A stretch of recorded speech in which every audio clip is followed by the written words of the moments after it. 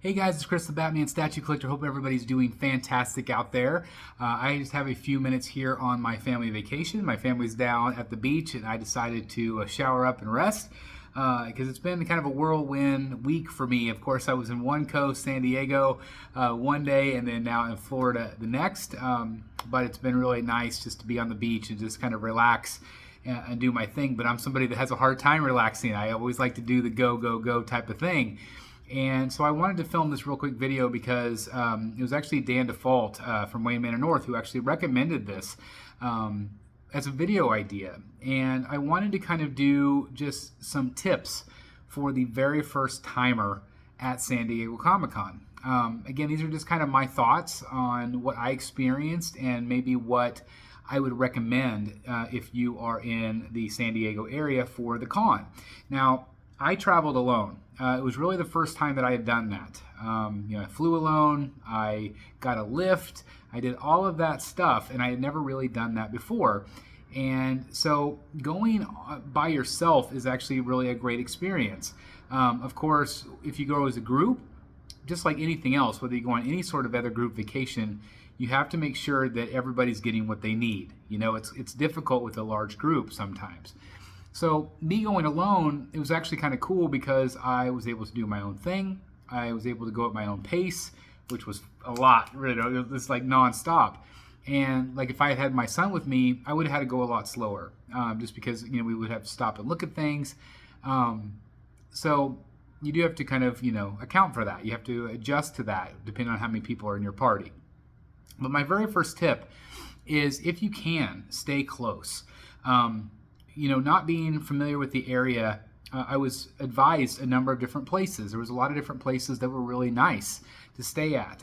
Some are on kind of like this bus line or on this train line, and I didn't want to have to be beholden to any of that. I didn't want to have to spend a lot of extra money doing lifts. Now, I did have to do a couple lifts. I did a lift from the airport to my hotel, and then of course back to my hotel. We also went to dinner one night. I had to do a lift there and back because it was like 1.5 miles from my hotel.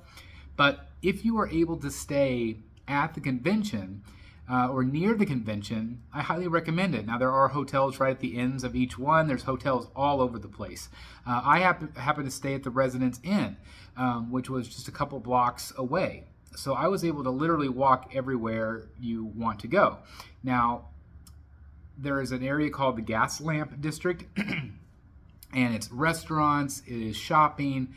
It's really, really cool. And it's all, again, just within walking distance. And so it would literally take me about 5 or 6 minutes to walk from my hotel to the convention each day, which is great. Again, you don't have to rely on transportation. Now, I understand, though, the closer you get to the convention, the more money it's probably going to cost. I booked out, I didn't know I was going to go to San Diego Comic-Con at first. I booked out about a week before the event. It was $500 a night. That's a lot. I was there for three nights. That's $1,500. That's a lot of money. Now, I checked the night before I got there, and it had gone up to $980 a night. So obviously there are deals that you can get. That's another tip. Book early. Book early. If you know you're going to go, book as soon as you possibly can, because I really think that's going to help with the funds, of course. Also, if you book specific hotels that are in association with San Diego Comic-Con, I believe they give a discount of some sort. So definitely check into that. Definitely check the website and do your homework and book one of those hotels. But again, I cannot stress enough just how nice it is to be able to have a hotel close. My plan was to leave each day, go rest, take a nap or something. That never happened. I just went hardcore. But if you want to take a break, your hotel would be close. So again, no brainer. Look at hotels close. Again, all of those hotels seemed really, really nice in that area. So again, just depends on your budget. Okay. I would recommend getting there early.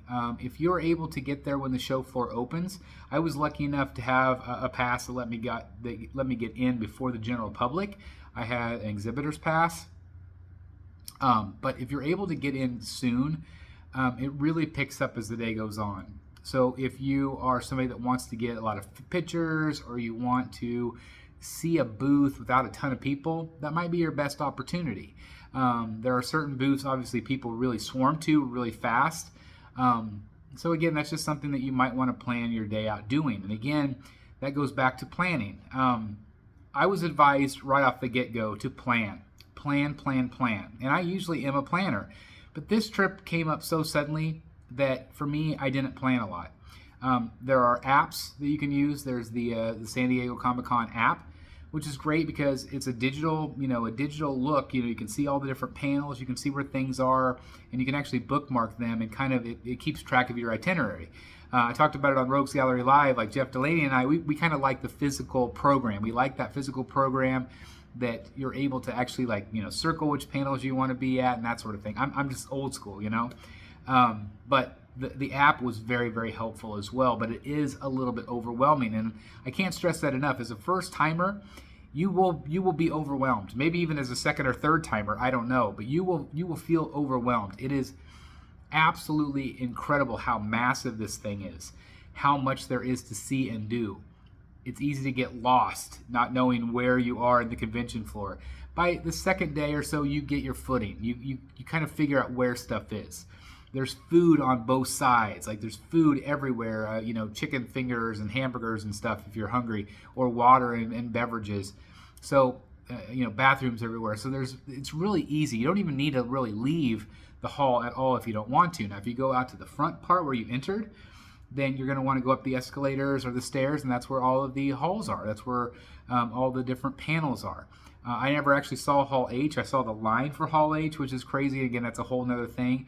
You kind of have to choose one or the other, or have a family member wait in line for you. But again, that's like a 24-hour commitment. So that's something that I'm just too old for. I'm not going to wait in that kind of line. But I appreciate everybody that does and gets to see the amazing things in Hall H, or even I think Ballroom 20, I believe, is another one that we wanted to get into. I've heard from people that if you kind of wait to the last second, sometimes you can still kind of get in these places. So it might be worth your time, but if you really want front row seats and stuff, you're going to have to be in a really long line for a really long time. Look at the maps. The maps are helpful, especially with the panels, because the panels, they load in one side and exit out the other. You can't go in and out. So, kind of look at the flow of where things are, how to get in and out of each door. That's helpful. Sometimes they will queue people around depending on how popular, like the Jim Lee panel and friends. That was a long line. Luckily, I had been in there for the previous panel. And that's another tip. If you're already in a room for a panel and you want to stay for the next one, you can. You can stay for the next panel that's in the same room. And oftentimes you can move up. If you have a crappy seat in the back, you can move up a little bit closer. And that's exactly what I did for that Jim Lee panel where we saw Paul Dano, which was really neat. So again, get there early, make a plan if you can, stay close if you can, and again, just kind of be familiar with the lay of the land before you go. I wasn't, again, I didn't study the map, I didn't take the time to do it, even though my friends told me to do it. Those maps are really helpful. A lot of times they release them 3 or 4 days before the convention, and then, once you get in the convention, you get like a bag, a lanyard, some programs and stuff like that, some swag. Pick that up first and study it in the hotel room at night. Whenever you're bored and tired. Again, that's something I didn't do because I just went hardcore. I was exhausted. I didn't even want to look at anything. I just wanted to get my stuff done and that I wanted to see, because I wanted to do it. I wanted to do everything. I wanted to do it all, but it's just you can't. I said it before that I feel like you could be there a month and not see everything. I didn't venture outside of the convention hall. There's other places. There's stuff in hotels. There's a San Diego Comic-Con museum that I didn't even know about. So basically, if you're new and you're going for the very first time, you plan on going back. Plan on going back a second, third, fourth time. I'm hoping to do this every year. I feel like I'm a veteran now. I feel like I have got kind of my feet under my legs under my feet, or however that term goes. But even though I know I'm full of it, I absolutely know. But I feel like I really do feel like I have a little bit better lay of the land and kind of know what to expect now. I know to expect the chaos. I know that if you go preview night, great night to go. Thursday, Friday were great. Saturday, I hightailed it out of here. I flew back to my home in Kansas, And I recommend that if you've seen it all, you feel like you've seen most of it, get out of there. Don't worry about Saturday. Saturday is packed to the gills, and I'm assuming each year it'll get a little bit worse. Okay, a little bit worse. So anyway, those are just my kind of my tips, my first time observations, things that I would recommend to me if I was doing it again. I feel like everything that I chose to do for the most part, other than look at the maps and do some of that pre stuff, I feel like I was pretty successful. I feel like I got to see just about everything I wanted to. I got to meet all the artists I wanted to. And again, just knowing kind of when they're going to be there, follow the different artist websites, follow the different companies' websites, because San Diego Comic-Con site doesn't really promote any of that stuff. So if you want to know when artists are going to be there, follow their Instagram, follow their Twitter.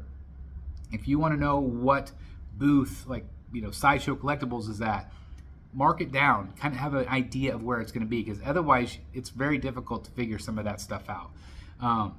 And if you have somebody that you meet up there, like Jeff Delaney's from Secret Sanctuary, that was just fantastic, because he showed me around, he showed me how to get to the halls, he showed me like the comic book area, so it was just awesome.